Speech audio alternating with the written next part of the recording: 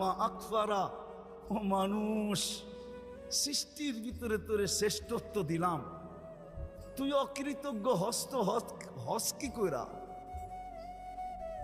সব অকৃতজ্ঞ হয়ে গেলে মনকে বুঝানো যেত, যুক্তি ছিল যে আল্লাহ কোনো সৃষ্টির কোনো বিনিময় নাই, কোনো প্রতিদান নাই, কোনো জান্নাত নাই, কোনো জাহান্নাম নাই। আমাদের প্রতিদান আছে, প্রতিদান। আমাদেরকে কিনবেন তো জান্নাত দিয়া কিনবেন। আল্লাহ ঘোষণা দিছে, আমি জান্নাত দিয়া কিনবো, কাগজ দিয়া না। তোমাকে আমি জান্নাত দিয়া কিনতে প্রস্তুত। ইন্নাল্লাহ হাশতারা, কুরআন বলে আমি তোমাকে জান্নাত দিয়া কিনবো।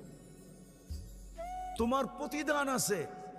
তুমি সুবহানাল্লাহ বলতে দেরি, সৌরজগৎ অর্ধেক নেকি দিয়া ভরতে দেরি হয় না।